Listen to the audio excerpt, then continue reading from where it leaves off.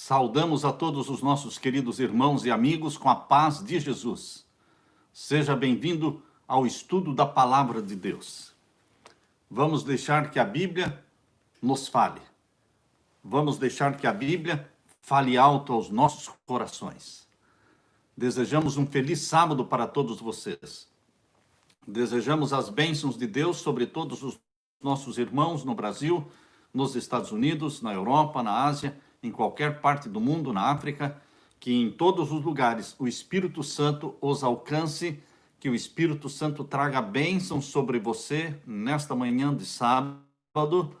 É um dia especial, é o dia do Senhor, não é um dia comum e, portanto, as bênçãos que Deus vai derramar sobre nós também são bênçãos especiais. Bênçãos especiais para aqueles que pedem, para aqueles que buscam. Que Deus ouça a sua oração, que Deus ouça as suas petições e que Deus derrame sobre você o Espírito Santo. Neste momento, antes de iniciarmos o estudo da Palavra de Deus, queremos orar. Oremos ao Senhor. Pai querido que estás nos céus, na tua presença estamos mais uma vez como teus filhos e filhas. Como é bom ter um pai a quem pedir, um pai a quem agradecer, um pai que nos protege, que nos ama, cujos olhos estão sobre nós, fazendo-nos de nós objetos especiais da sua proteção. Derrama o Espírito Santo sobre os meus irmãos, sobre as minhas irmãs, derrama o Espírito Santo sobre todos os teus filhos ao redor do mundo. Ouve as orações deles, atende os pedidos que estão sendo feitos neste momento. Cura os teus filhos que estiverem enfermos. Cura aqueles que estiverem viciados e dominados e escravizados por vícios, Pai. Liberta-os pelo poder e em nome de Jesus Cristo. Converte os corações daqueles que ainda não se dobraram diante de Jesus Cristo. Que o Senhor ouça as orações, as intercessões das esposas pelos seus maridos, dos pais pelos seus filhos. Ouve a nossa oração, Pai querido. Derrama sobre nós o Espírito Santo neste momento ao abrirmos a Tua Palavra, que o Senhor fale ao nosso coração através da Tua Palavra, Pai. Que fale o Espírito Santo ao nosso coração e não palavras humanas, mas Deus atue em nossa mente para que possamos entender o tempo em que estamos vivendo. É em nome de Jesus que pedimos e agradecemos. Amém, Senhor. Meus queridos, a mensagem de hoje, o título, Cristo está vindo e vem para vencer. Quem me deu esse título foi a minha esposa. Minha querida esposa Leila. Estávamos juntos ouvindo aquela música de coral com o som de trombetas. Enquanto estávamos ouvindo aquela música, a minha esposa emocionada disse: Samuel, pregue sobre este tema no próximo sábado. Cristo está vindo e vem para vencer. Eu louvo a Deus pela esposa que Ele me deu, junto comigo neste santo ministério, estamos juntos. Eu louvo a Deus pela filha e pelo filho que Deus me deu, estamos juntos neste ministério, estamos juntos pregando a mensagem de Deus, a família toda, genro, nora, netos, filho, filha e esposa, estamos juntos, louvado seja Deus. Este é o maior tesouro que Deus me deu na terra, é a minha família, que eu quero apresentá-la diante de Jesus Cristo, quando Ele vier, em poder e glória. Eu quero falar para Jesus: eis-me aqui, Senhor, com os filhos, com os netos que o Senhor me deu. Queremos subir para o céu em família. Queridos, Apocalipse capítulo 6. Apocalipse capítulo 6, nós vamos estudar hoje muitos textos da Bíblia. Apocalipse capítulo 14, Apocalipse capítulo 19, vocês vão ter a sua Bíblia na mão, tenham a Bíblia na mão, tenham também um caderninho na mão e vão anotando tudo. Eu quero ler inicialmente com vocês Lucas capítulo 21, Lucas capítulo 21, abra sua Bíblia. Lucas capítulo 21, vamos iniciar lendo este capítulo de Lucas, capítulo 21, verso 25 em diante. E haverá sinais no sol e na lua e nas estrelas. Está certo? Haverá. e você vai ver. Não, pastor, mas isto já se cumpriu. Você viu? Não viu, não é? Aquilo que se cumpriu lá em 1755, 1780, 1833, tudo bem, preparando o mundo para o juízo celestial de 1844. Mas agora, Jesus está falando que agora você vai ver estes sinais. Esta geração que assistir estes sinais também assistirá à segunda vinda de Jesus. Aleluia! Vou ler então. Haverá sinais no sol, na lua, nas estrelas, e na terra angústia das nações.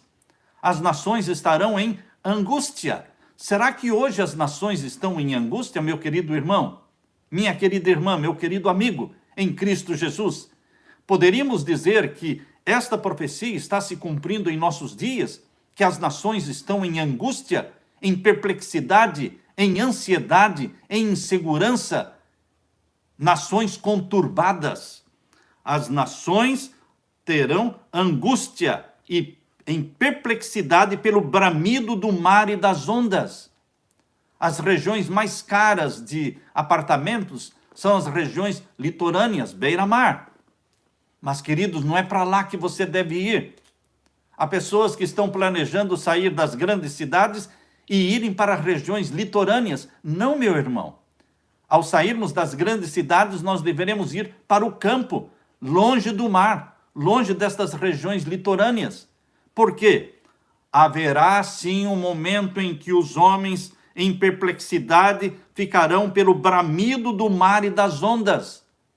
O mar vai avançar sobre a terra, ondas gigantescas. Elas vão avançar sobre a terra, ocupando toda esta região litorânea. Por isso diz aqui, em perplexidade pelo bramido do mar e das ondas. Homens desmaiando de terror, diz aqui, verso 26. Hoje nós estamos vivendo estes dias de conturbação, de confusão.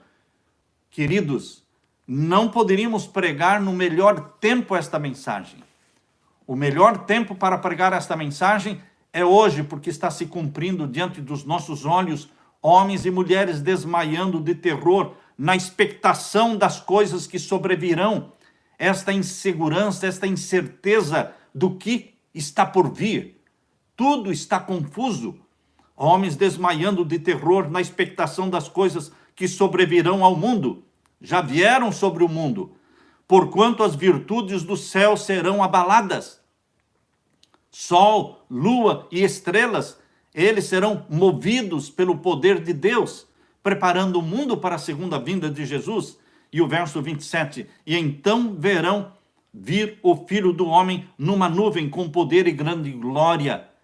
Aqui está dizendo que você vai ver todos esses sinais, e você vai ver o sinal do Filho do Homem vindo na nuvem com poder e grande glória. Você verá, meu querido irmão. Nós somos a geração do tempo do fim. Nós somos a geração que vai assistir à volta de Jesus. Eu não tenho medo de falar isso. Eu tenho certeza absoluta que esta é a última geração. Jesus está voltando. Tudo o que está acontecendo são passos de um Deus que está voltando. Eu posso afirmar com toda a segurança de que isto vai acontecer em nossos dias. Não acredite naqueles pregadores que vão querer acalmar os seus ânimos, dizendo não é tempo ainda. Não é tempo de você ir morar no campo. Não é tempo ainda da volta de Jesus. Muita coisa ainda vai acontecer. Ainda não é o fim. Chegou o fim, meu querido irmão. Chegou o tempo do fim. A minha esposa e eu, minha família, estamos vivendo aqui nos Estados Unidos há 23 anos. E Deus nos disse, Samuel, é a hora de você voltar. Eu já moro numa chácara distante, meia hora de uma cidadezinha bem pequena. Mas ele disse, é hora de você voltar, Samuel. Deus convenceu a mim, Deus convenceu a minha esposa, Deus convenceu os meus filhos. E todos em família estamos pensando o mesmo, voltar para o Brasil, ir para um lugar bem distante, bem isolado. Pai querido, eu quero agradecer ao meu Pai querido, ao meu querido Jesus, que nos guia. Aqueles que querem saber a vontade de Deus, saberão a vontade de Deus. Aqueles que perguntam, o que queres que eu faça, Senhor? O que queres que eu faça? Qual é a tua vontade para a minha vida? O Senhor quer que eu vá? Eu vou. O Senhor quer que eu fique? Eu fico. O que o Senhor quer que eu faça? Diga-me, eis-me aqui, envia-me a mim. Se esta for a tua disposição, meu irmão, Deus vai te dirigir individualmente. Deus vai dirigir você individualmente. Eu não sou exemplo para ninguém, você não é exemplo para ninguém, porque Deus dirige individualmente aos seus filhos. Deus não salva pessoas em grupo, Deus não dirige pessoas em grupos grandes, mas Deus responde você com impressões mentais do Espírito Santo. O Espírito Santo dá impressões mentais para você e você faz as coisas porque você seguiu a intuição do Espírito Santo. Queridos, Deus responde às orações daqueles que são sinceros e querem viver unicamente fazendo a vontade de Deus. Por isso, eu entendo que chegou o fim. Então verão vir o Filho do Homem numa nuvem com poder e grande glória. Ora, quando estas coisas começarem a acontecer, que coisas? Toda esta angústia das nações, toda esta perplexidade das nações, a confusão mundial, a pandemia, a quebradeira, o fracasso financeiro. O mundo não vai quebrar, meu querido irmão. O mundo já quebrou. A economia mundial já quebrou. Países e governos estão vivendo com dinheiro recebido do Banco Central. Os bancos centrais estão soltando dinheiro para sustentar os países, mas o Banco Central não pertence ao país. Ele é controlado pelo Vaticano, pelos jesuítas. Queridos, os governos e as populações mundiais estão vivendo com dinheiro fornecido pelos jesuítas. Chegou o fim. A crise financeira chegou e vai só aumentar daqui até o final do ano e início do ano que vem. Uma quebradeira mundial. É a crise final, meu querido. Aqui diz, ora, quando estas coisas começarem a acontecer, verso 28, olhai para cima, levantai as vossas cabeças, porque a vossa redenção está próxima. Está próxima a volta de Jesus.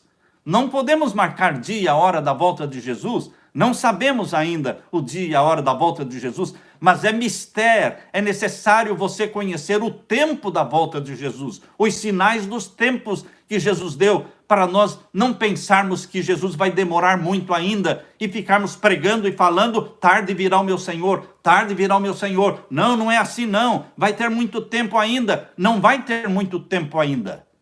Não vai ter muito tempo ainda. Os últimos acontecimentos serão rápidos. Rápidos. Deus tem dado sonhos para as pessoas. Pessoas simples estão recebendo mensagens de Deus dizendo que é o fim. Esta crise mundial nunca foi igualada por outras crises anteriores. Se você ouvir alguém falando, não, crise sempre existiu, esta crise veio e essa crise vai passar e vai voltar tudo ao normal. Não vai voltar tudo ao normal. As igrejas não vão voltar ao normal. As igrejas estão muito dormentes. Desde março, as igrejas não se reúnem. E, queridos, parece que não estão com vontade de se reunir. Queridos, o povo de Deus está dormindo, está sonolento. Mas nós temos que estar clamando, ora vem Senhor Jesus, ora vem Senhor Jesus. Nós não queremos mais ficar neste mundo por muito tempo, não queremos.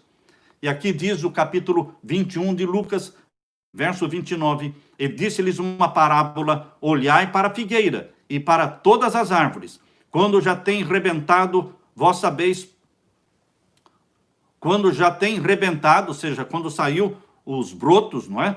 Vós sabeis por vós mesmos, vendo-as, que perto já está o verão. E o verso 31, assim também vós, quando virdes acontecer estas coisas, que coisas? Sinais no sol, na lua, nas estrelas, e isso vai acontecer, como está anunciado no 6º selo de Apocalipse 6, versos 12 a 15.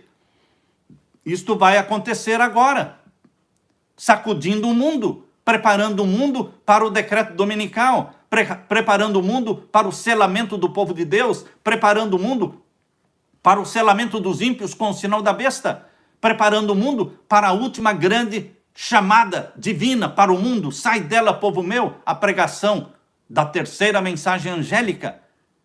Queridos, Assim vós também, quando virdes todas estas coisas acontecerem, sabei que o reino está perto. O reino de Deus está perto. Em verdade vos digo que não passará esta geração até que tudo aconteça. Não está falando da geração de 200 anos atrás. Não está falando da geração de 100 anos atrás. Está falando desta geração que vai assistir o sinal no sol, na lua e nas estrelas e ondas altíssimas invadindo a geração. Até que tudo aconteça. Passará o céu e a terra, mas as minhas palavras não hão de passar. Esta é a mensagem que Deus pediu para eu pregar para você hoje. Quando a minha esposa pediu, Samuel, pregue o título da mensagem, Samuel, Cristo está vindo e vem para vencer. Jesus só é vitorioso, meu irmão. Jesus só é vitorioso desde o céu. Jesus venceu a Satanás, expulsando-o de lá. Jesus Cristo nasceu na terra, tornou-se um de nós e venceu a Satanás nos 33 anos de vida na terra. Venceu a Satanás na cruz, morrendo sem pecado, pelos nossos pecados. Venceu a Satanás na manhã do primeiro dia, ressuscitando da morte, deixando o túmulo vazio, subiu ao céu e ele prometeu, eu vou voltar outra vez. Jesus prometeu. Abra sua Bíblia em João capítulo 14. Antes de Jesus subir para o céu, ele deixou a promessa que consolou o coração dos discípulos e consola o meu coração. Ó bendita esperança da volta de Jesus. Benditas palavras ditas por Jesus aqui em João capítulo 14, versos 1 a 3. Palavras que me confortam. Nós sabemos de cor estas palavras. Desde a minha meninice eu sei estas palavras de cor. Nunca fiz propósito de decorar, mas de tanto ler, de tanto repetir, elas ficaram de cor. João 14, 1 a 3. Não se turbe o vosso coração. Não se preocupe, não se angustie. Creia em Deus. Creia também em mim. Na casa do meu pai há muitas moradas. Se não fosse assim, eu vou teria dito, eu vou preparar-vos lugar. Jesus já foi preparar lugar. Falta ele voltar para nos levar. E aqui diz o verso 3, e se eu for e vos preparar lugar, virei outra vez. Ele ainda não veio, mas ele vai. Queridos, mais de 300 vezes a promessa da segunda vinda de Jesus é nos dada somente no Novo Testamento. Ele voltará com poder e glória e nos levará vos levarei para mim mesmo, ele disse, para que onde eu estiver, vós também estejais. Queridos, esta promessa de Jesus Cristo vai se cumprir em nossos dias. Em nossos dias. Em Apocalipse capítulo 6, queridos, Jesus é mostrado como o cavaleiro do cavalo branco. E o cavaleiro do cavalo branco, ele saiu vitorioso e para vencer. Abra sua Bíblia em Apocalipse 6, versos 1 e 2. Apocalipse 6, versos 1 e 2. E havendo o cordeiro aberto um dos selos, o primeiro, olhei e ouvi um dos 4 seres viventes que dizia em voz de trovão, vem e vê. E olhei, e eis um cavalo branco, e o que estava sentado sobre ele tinha um arco, e foi-lhe dado uma coroa, e saiu vitorioso e para vencer. Jesus é o cavaleiro que saiu vitorioso e para vencer. Cristo está vindo e vem para vencer. Ele é o vitorioso. Queridos, Jesus só conheceu vitórias. A Bíblia dá 2 descrições da segunda vinda de Jesus, que são 2 descrições maravilhosas, emocionantes, quando você lê essas 2 descrições de Apocalipse sobre a segunda vinda de Jesus. Vamos ler, primeiramente, Apocalipse 14. Apocalipse 14 e o verso 14 em diante é a primeira descrição da segunda vinda de Jesus aqui em Apocalipse. Abra sua Bíblia, Apocalipse 14 e os versos 14 em diante. E olhei um homem que tinha sobre a sua cabeça uma coroa de ouro e na sua mão uma foice aguda. Jesus Cristo volta em poder e glória, assentado nas nuvens. E ele tem uma foice na mão, porque ele vem para colher a seara da terra, colher o trigo para os celeiros de Deus e colher o joio para ser queimado. Ele vem com uma foice na mão. E o verso 15. E outro anjo saiu do templo, clamando com grande voz ao que estava sentado sobre a nuvem: lança tua foice e cega, ou seja, colhe. E é já vinda a hora de cegar, de colher, porque já a seara da terra está madura. E aquele que estava sentado sobre a nuvem meteu a sua foice à terra, e a terra foi cegada. A colheita foi feita. Essa descrição da segunda vinda de Jesus, aqui em Apocalipse 14, versos 14 a 16, ela não está fora de lugar, meu querido irmão. Ela não está fora de contexto. Por quê? Porque antes do verso 14, vem os 13 versos do capítulo 14. Capítulo 14, de 1 a 13, fala dos 144 mil, capítulo 14, verso 1 a 5, os 144 mil, os discípulos de Jesus, 144 mil discípulos de Jesus, que serão batizados pela chuva serôdia do Espírito Santo, e vão pregar o sermão que Jesus escreveu, que está no verso 6 até o verso 13. Este é o sermão que eles vão pregar, do verso 6, do capítulo 14 de Apocalipse, até o verso 13, as 3 mensagens angélicas. Chegou a hora do juízo, caiu Babilônia, e se alguém adorar a besta e receber o seu sinal na mão ou na testa, beberá do vinho da ira de Deus também, sem mistura. E aqui o verso 12 diz: aqui está a paciência dos santos, os que guardam os mandamentos de Deus e têm a fé de Jesus. Queridos, depois de anunciada as 3 mensagens angélicas, depois de preparado o mundo para a segunda vinda de Jesus, então Deus descreve a segunda vinda de Jesus do verso 14 em diante. Jesus não vai voltar antes que estas 3 mensagens angélicas sejam pregadas de forma poderosa pelos 144 mil que estão aqui. Este é o contexto do capítulo 14.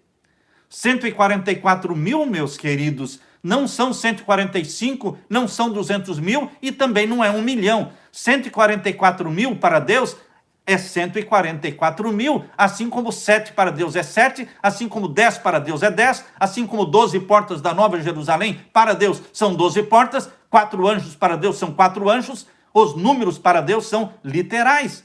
Tem simbolismos? Tem, mas eles são literais. Então são 144 mil que entendem as mensagens, as 3 mensagens angélicas, e que vão pregar no poder do Espírito Santo estas 3 mensagens. E uma grande multidão que está em Babilônia. Uma grande multidão que ninguém pode contar, porque é o maior número de salvos que ainda está em Babilônia. Vai se unir. Não há uma placa de igreja. Queridos, não nos preocupemos com placas de igrejas. Este grande grupo de filhos e filhas de Deus espalhados por todas as igrejas que se chamam e se compõem como Babilônia, eles vão se unir aos que guardam os mandamentos de Deus e têm a fé de Jesus. Meus queridos, Jesus Cristo não vai voltar antes que esta grande conversão aconteça. Jesus vem, Cristo está vindo e vem para vencer. Ele é o vitorioso. A outra descrição que eu quero ler para vocês está em Apocalipse capítulo 19. Esta é a outra descrição da volta de Jesus. Apocalipse capítulo 19, verso 11. Mas percebam, assim como lá no capítulo 14, antes de descrever a segunda vinda de Jesus no verso 14, capítulo 14, verso 14, antes de descrever a segunda vinda de Jesus, mostrou o quê? As 3 mensagens angélicas que devem ser pregadas. A primeira falando, chegou o juízo. E a segunda fala de Babilônia. E a terceira fala de Babilônia também. A besta e a imagem da besta e o sinal da besta. Agora, aqui no capítulo 19, antes de descrever a segunda vinda de Jesus, no verso 11 em diante, fala da destruição de Babilônia. No capítulo 19, verso 1 em diante, fala da destruição de Babilônia. Leia aí comigo, capítulo 19, verso 1. E depois destas coisas ouvi no céu como uma grande voz, de uma grande multidão que dizia: Aleluia! Salvação, glória e honra e poder pertencem ao Senhor nosso Deus, porque verdadeiros e justos são os seus juízos, pois julgou, está falando de juízo sobre Babilônia. Aquela primeira mensagem angélica, chegou a hora do juízo. Caiu, caiu Babilônia. Aquelas mensagens foram pregadas. Por isso agora pode ser falado o que está no verso 2, capítulo 19, verso 2. Porque verdadeiros e justos são os seus juízos, pois julgou a grande prostituta, aquela que deu a beber a todas as nações do vinho da sua prostituição. Julgou a grande prostituta que havia corrompido a terra, corrompeu a terra. O poder papal e o protestantismo apostatado, eles se unem em torno da santificação do domingo, eles se unem em torno da imortalidade da alma. Estas duas mensagens espúrias, estas duas doutrinas falsas, que não têm nenhum apoio bíblico, que é a imortalidade da alma, porque a Bíblia diz que a alma que pecar, essa morrerá. Não tem nada imortal no ser humano. Nós somos mortais, só vamos receber a imortalidade na segunda vinda de Jesus. Esta é a primeira doutrina falsa. E a segunda doutrina falsa é a santificação do domingo. Estas duas doutrinas que não têm apoio bíblico estas duas doutrinas unem o protestantismo apostatado com o romanismo, com o Vaticano. E quem faz esta união? O cimento que une o romanismo, o Vaticano, com o protestantismo apostatado.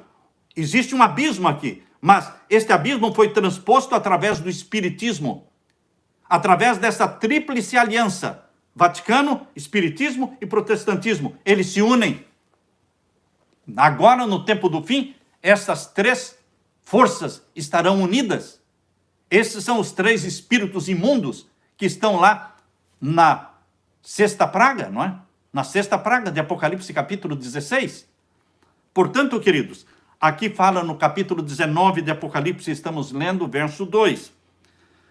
Porque verdadeiros e justos são os seus juízos, pois julgou a grande prostituta, que havia corrompido a terra com a sua prostituição, com as suas falsas doutrinas. E das mãos dela vingou o sangue dos seus servos. Ela matou os mártires de Deus. Mas agora ela está julgada. E o verso 3. E outra vez disseram, aleluia, e o fumo dela, Babilônia é destruída. Babilônia é destruída, Roma é destruída, o Vaticano é derrubado. E, queridos, o fumo dela sobe para todo sempre. E os 24 anciãos. Olha a cena aqui, meus queridos. A cena que Deus montou no céu. A cena que Deus montou dentro da Nova Jerusalém. A cena que Deus montou dentro do santuário celestial.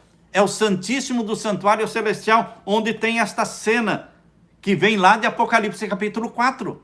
A primeira vez que esta cena aparece em Apocalipse 4, e ela se estende, ela dura por todo o livro do Apocalipse. E aqui, depois de julgada e condenada e destruída Babilônia, mostra de novo a cena final.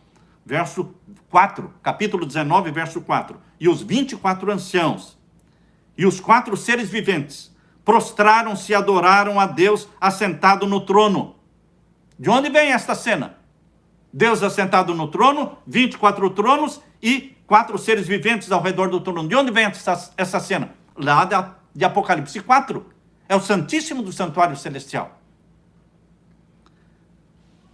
E vi os 24 anciãos e os 4 seres viventes prostraram-se e adoraram a Deus assentado no trono, dizendo amém, aleluia.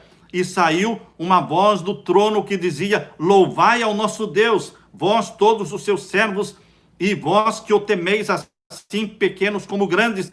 E ouvi como que a voz de uma multidão, e como que a voz de muitas águas, e como a voz de grandes trovões, que dizia, aleluia. Quantas vezes a palavra aleluia aparece aqui? 4 vezes a palavra aleluia aparece aqui, nestes poucos versos do capítulo 19 de Apocalipse. Pois já o Senhor Deus Todo-Poderoso reina.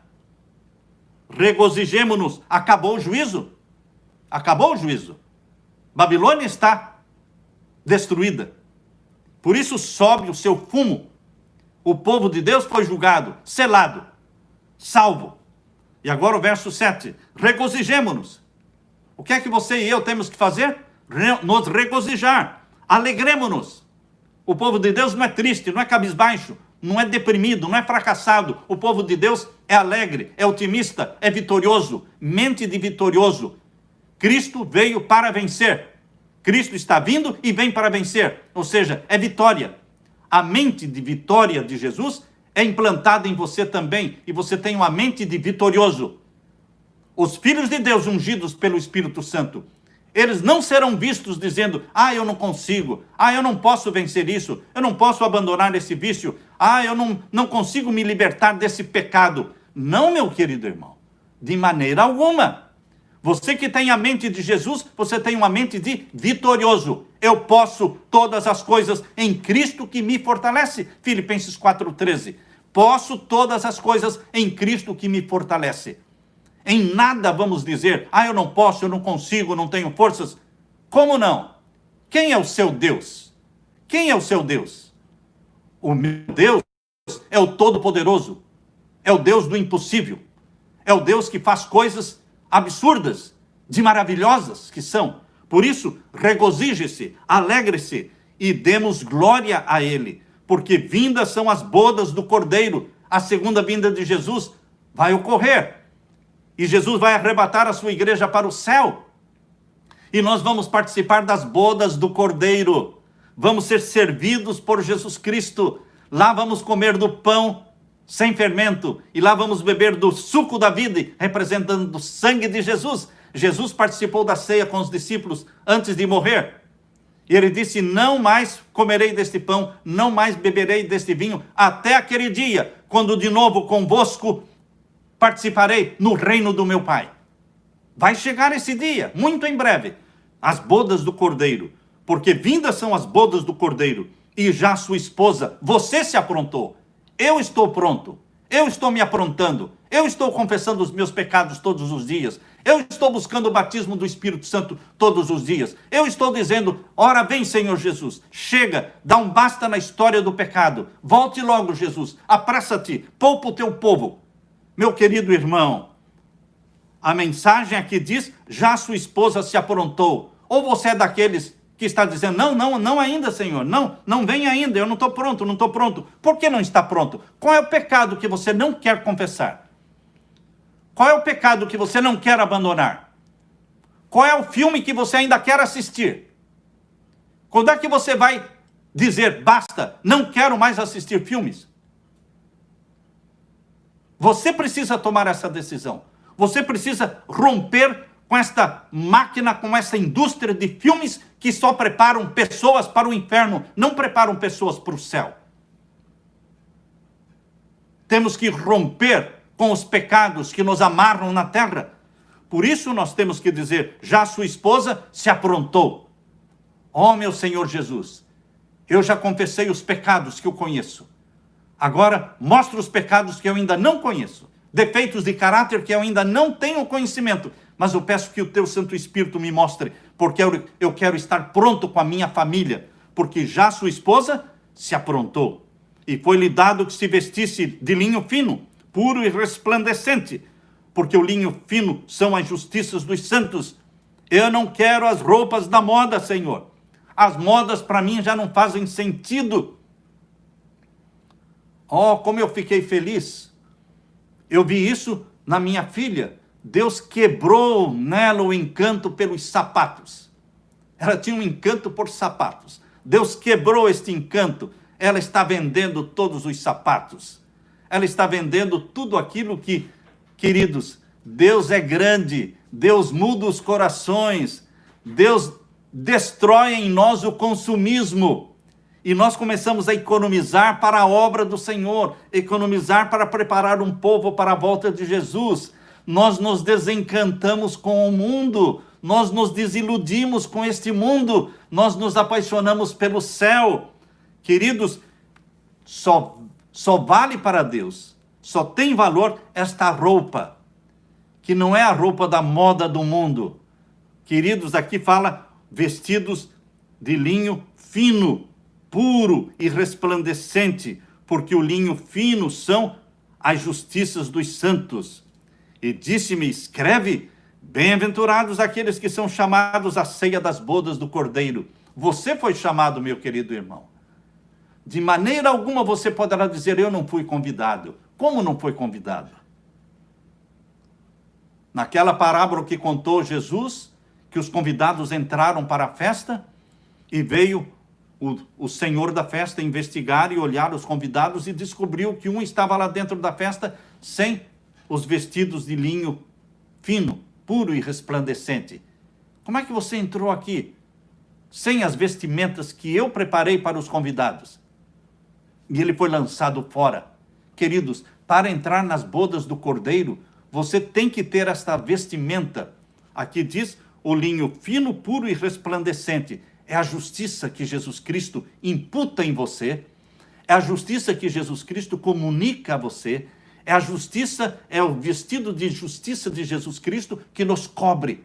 É aquela capa que o pai do filho pródigo jogou sobre ele, cobrindo-o para que ninguém visse a sujeira, as máculas, a roupa imunda do filho pródigo. O pai o cobriu com a capa. É a capa da justiça de Jesus. Ele nos cobre com vestimentas de linho fino, puro e resplandecente. E disse-me, escreve, bem-aventurados aqueles que são chamados à ceia das bodas do Cordeiro. Você, meu irmão, está sendo convidado para esta ceia das bodas do Cordeiro. Quando vai ocorrer? Na segunda vinda de Jesus. Quando ele arrebatar a sua igreja para o céu, nós vamos participar com Jesus Cristo. Ele vai nos servir numa mesa de quilômetros e quilômetros. Ele vai nos servir o pão representando o seu corpo, o vinho representando o seu sangue, e nós vamos novamente participar da ceia do Senhor com o próprio Jesus Cristo. É este o convite feito. Aqui diz no verso 9.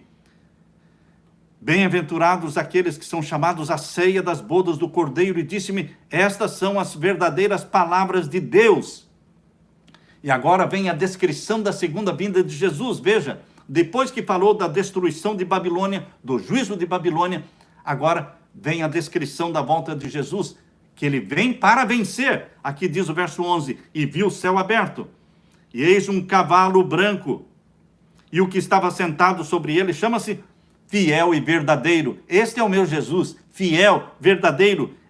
Você pode confiar nele, ele não deixa você na mão, ele julga e peleja com justiça, ele é justo, mas ele é também misericordioso. E os seus olhos eram como chama de fogo, e sobre a sua cabeça havia muitos diademas, e tinha um nome escrito que ninguém sabia senão ele mesmo, e estava vestido de uma veste salpicada de sangue. Ele pisou o lagar sozinho.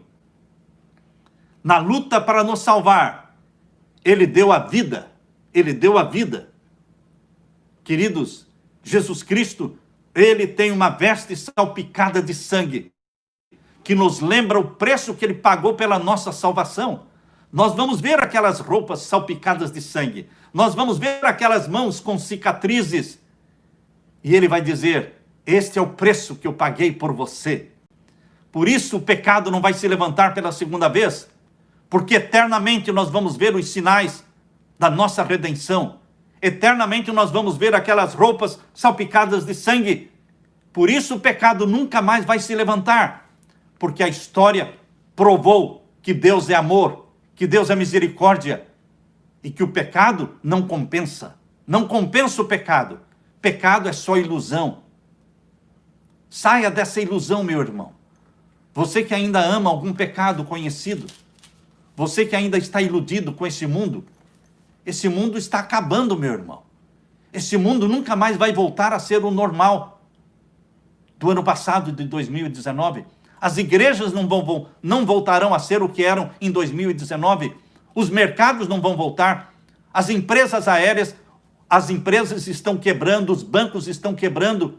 É uma quebradeira mundial, preparando o mundo para a nova ordem mundial, para a imposição do decreto dominical. Por quê? Satanás vai usar toda essa desgraça do mundo para lançar a culpa naqueles que guardam os mandamentos de Deus. Satanás dirá que todas essas desgraças do mundo, ele vai convencer os governantes e líderes religiosos de que toda a desgraça do mundo, a crise financeira, tudo isso está acontecendo por causa de um povo que insiste em guardar o quarto mandamento da lei de Deus, o santo sábado bíblico. Porque eles profanam o Santo Domingo, porque eles profanam o domingo como dia de guarda. Queridos, Satanás vai lançar sobre o povo de Deus, que guarda os mandamentos de Deus, como sendo eles os causadores da desgraça do mundo. Isso vai acontecer. No final do século XIX, surgiu aqui nos Estados Unidos um movimento chamado Movimento e Obra da Reforma e Temperança.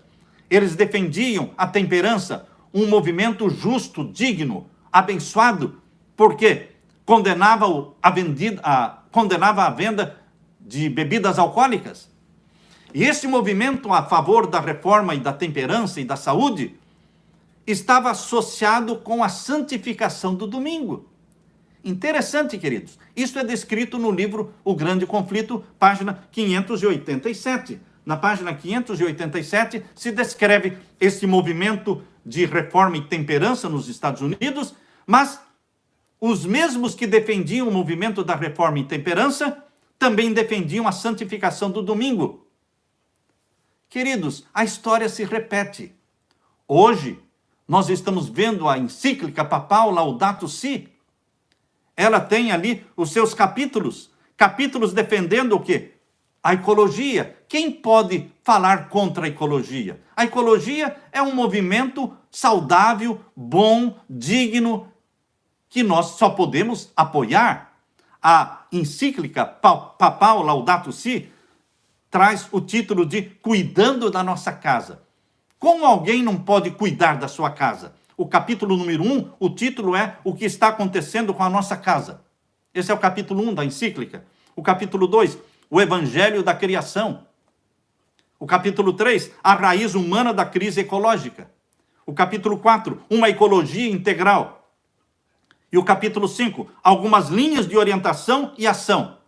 E o capítulo 6, o último, educação e espiritualidade ecológicas. Ah, meus queridos, junto com este movimento da ecologia, em defesa da natureza, em defesa da preservação da terra, que nós só podemos apoiar, junto com este movimento, vem também o movimento da santificação do domingo, no capítulo 6. Educação e espiritualidade ecológica. Espiritualidade ecológica quer dizer santificação do domingo. Isto está no capítulo 6, no parágrafo 237. Novamente, a história está se repetindo. Um movimento bom unindo-se a um movimento falso, que é a santificação do domingo. O que está acontecendo em nosso mundo hoje, meu querido irmão? Sabemos que toda a natureza criada está gemendo como em dores de parto. Romanos 8, 22. Isaías 24, 19 e 20 diz: a terra foi despedaçada, está destruída, totalmente abalada. A terra cambaleia como um bêbado, balança como uma cabana ao vento. Isaías 24, 19 e 20. E mais ainda, diz em Isaías 24, versos 4 a 6, a terra seca-se e murcha, o mundo definha e murcha, definham os nobres da terra. A terra está contaminada pelos seus habitantes, porque desobedeceram as leis, violaram os decretos e quebraram a aliança eterna. Por isso a maldição consome a terra, e seu povo é culpado. Por isso os habitantes da terra são consumidos pelo fogo, ao ponto de sobrarem pouquíssimos. Isaías 24, 4 a 6. Queridos, nós estamos vivendo num tempo em que as forças do mal estão se arregimentando e se consolidando. Essas forças do mal estão se robustecendo para a última grande crise. Grandes mudanças estão a se operar no mundo e os acontecimentos finais serão rápidos. Rápidos. Testemunhos Seletos, volume 3, página 280. Tudo o que está acontecendo rápido. E se você pensa que você tem muito tempo pela frente, você está enganado, meu querido irmão. Você não tem todo esse tempo que pensa ter. É tempo de você agir em nome de Jesus, com oração, com jejuns, pedindo: o que queres que eu faça, Senhor? Para onde eu devo ir com a minha família? Para proteger a minha família? Todos aqueles que escolherem permanecer nas cidades não estarão pecando, mas vão se expor a sofrimento desnecessário. Queridos, nós lemos: Satanás é diligente estudante da Bíblia. Sabe que o seu tempo é curto e procura em todos os pontos opor-se à obra do Senhor. Satanás está comunicando infecção mortal ao ar. Isso está no livro Grande Conflito, página 590. Ele comunica ao ar infecção mortal. É o que você está vendo hoje. Milhares morrem de pestilência, de pandemia. Queridos, e estas grandes calamidades jogarão a culpa em cima daqueles que insistem em guardar os mandamentos de Deus.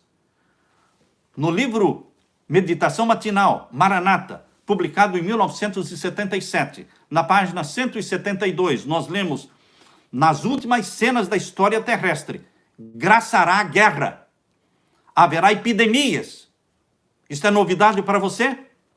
Isso é a profecia que está falando. Haverá epidemias, pragas, fomes. As águas do oceano transporão os seus limites. As águas do oceano vão transpor os seus limites. Propriedades e vidas serão destruídas pelo fogo e por inundações. Deveríamos estar nos preparando para as mansões que Cristo foi preparar para aqueles que o amam. É tempo de você e eu nos prepararmos com a nossa família para a volta de Jesus. Cristo está vindo e ele vem para vencer, porque ele é o vitorioso, o eterno vitorioso, Jesus Cristo, que nos faz também vitoriosos, que implanta em você uma mente de vitória.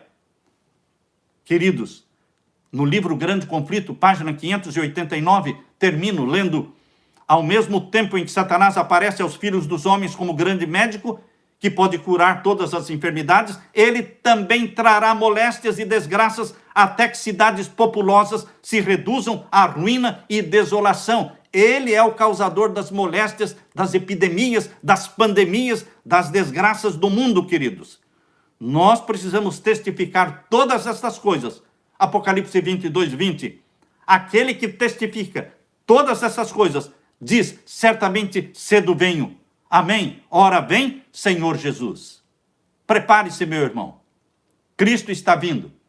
Está vindo para vencer. Prepare-se com a sua família. Busque o batismo do Espírito Santo. Confesse os seus pecados. Se desiluda com o mundo. Apaixone-se pelo céu. E que Deus derrame sobre você o Espírito Santo. É a minha oração. Quero orar com você neste momento. Ore comigo. Pai querido que estás nos céus, obrigado porque o Senhor nos deu todas as orientações. Obrigado porque a volta de Jesus Cristo, que será surpresa para os ímpios, não será surpresa para os filhos e filhas de Deus que estão estudando a Bíblia e estão confessando seus pecados. O Espírito Santo nos mostra que é chegado o momento da volta de Jesus. Desperta a tua igreja morna, desperta a tua igreja de Laodiceia, desperta os teus filhos, querido Pai, convence-nos dos nossos pecados, para que confessemos os nossos pecados, e que o Senhor derrame sobre nós o Espírito Santo. Prepara-nos para os dias em que estamos vivendo, Pai querido. Volte logo, querido Jesus, nos buscar, o quanto antes, que os últimos acontecimentos, querido Jesus, sejam mais rápidos do que estamos imaginando, mais rápidos, porque queremos que o Senhor Jesus volte para vencer a vitória final no Armagedon, destruindo a Satanás e arrebatando a sua igreja para o céu. Ora, vem, Senhor Jesus. Esta é a nossa oração. Amém. Fique com a paz de meu Senhor Jesus. Deus derrame sobre você o Espírito Santo. Amém.